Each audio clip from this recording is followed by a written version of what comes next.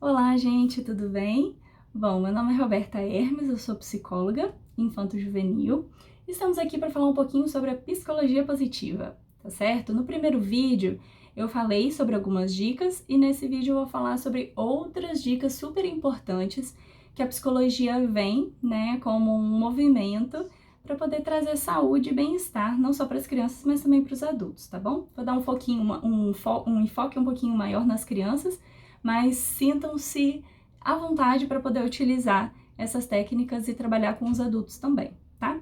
No primeiro vídeo, nós havíamos conversado um pouquinho sobre as necessidades básicas da criança, não só de sede, né, de fome, mas também de segurança emocional para a criança. Nós falamos um pouquinho em relação às regras, que é importante colocar na parede, por exemplo, né, as regras e as expectativas dos pais. É importante também criar e colocar na parede as questões de autorregulação da criança.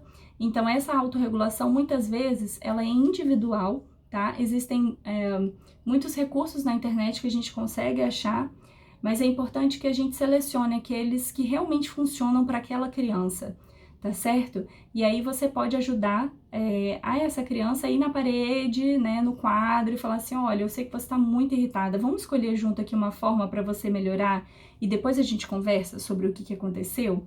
Falamos um pouquinho sobre a questão da empatia, né? E agora a gente vai falar um pouquinho sobre o comportamento em si. Bom, quando uma criança tem um comportamento extremamente negativo, né?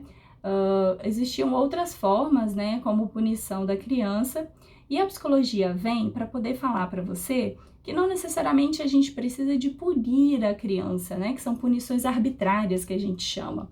Então, você não se comportou na hora do almoço, então você vai ficar sem o videogame. Hoje a gente conversa, a gente fala muito, discute muito, né, sobre consequências naturais, tá, em relação ao que aconteceu. Então, vamos supor, você brigou com seu irmão enquanto vocês brincavam.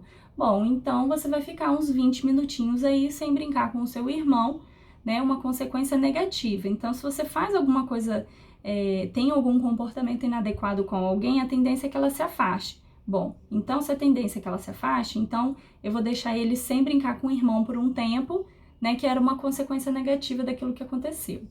Tá? Uma outra questão é a questão da reparação, que eu também já tinha falado, né, no outro vídeo sobre, mas que é muito importante.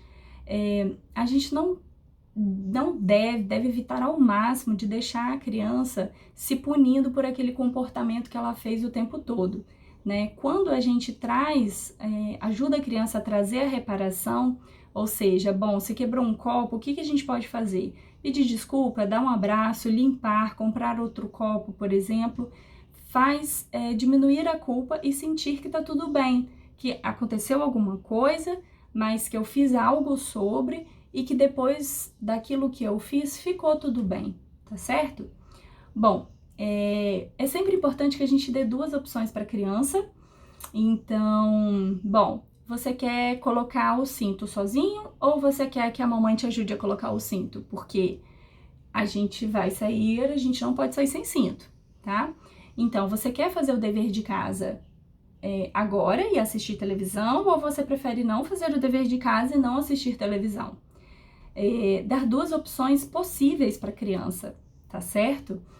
Isso é importante na medida que ela se torna ativa, né? E ela se torna agente ativa no sentido de decidir sobre uma opção possível. Mamãe, não quero nenhuma das duas. Então, qual é a que você sugere? Eu quero assistir televisão e não fazer dever. Não, mas isso também não é uma opção para a mamãe. Então, vamos encontrar uma outra solução? Às vezes demora um pouquinho, mas ajuda a criança a entender que ela precisa de seguir algumas regras, certo? E ela pode decidir sobre um momento ou outro dela fazer. Às vezes ela realmente precisa de respirar um pouco para depois fazer a atividade, tá certo? Bom, em relação à autorregulação, eu também já falei com vocês.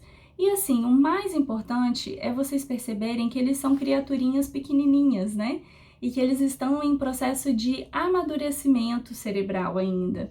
Então é super importante na psicologia positiva e na vida, né, de você dar importância para o sentimento da criança. Então chega para ela e fala, olha, eu reconheço que você está com muita raiva sobre isso que aconteceu, né, mas isso não foi um comportamento muito legal que você teve. O que a gente pode fazer juntos para poder melhorar essa situação, né? Essa situação não é aceitável, não é legal que você faça isso com um amigo. Você viu como é que ele ficou? Ele ficou super triste. Ou pergunta para a criança para que faça ela pensar, né? Crianças de 6 ou 7 anos, elas já têm uma super capacidade, se estimuladas de uma maneira correta, a entender que o outro pode ter uma outra reação mediante o mesmo acontecimento, tá? Então sempre pergunta, bom, então não foi legal, né, do jeito que aconteceu, como que a gente pode fazer da próxima vez? Reconhecer o sentimento da criança e, acima de tudo, o que elas se acalmam muitas vezes, é a gente contar algo que aconteceu na nossa infância, né? Então, olha, aconteceu uma coisa parecida comigo e eu resolvi desse jeito. Você quer tentar resolver assim também? Que dessa forma você ajuda a criança também, tá certo? Bom, eu acho que é isso por hoje. Gostaria muito de agradecer por esse momento que vocês estão tirando da vida de vocês também para ouvir essas dicas que eu tô dando, tá? E semana que vem a gente vai falar um pouquinho sobre brincadeiras, né? A quarentena permanece, né, por um tempo e as brincadeiras estão acabando, o repertório de todo mundo tá acabando. E aí eu vou falar um pouquinho sobre quais as brincadeiras que você pode estimular a sua criança a fazer e que ela pode brincar sozinha também, né? Tem aquele momento que ela precisa de descansar, porque ela já fez as atividades e você precisa de trabalhar, né? E aí sempre tem um momento que ela fica sozinha e que ela pode estar ajudando, né, na criatividade, na estimulação, mas de uma maneira sozinha às vezes também, tá bom? Um beijo e até a próxima!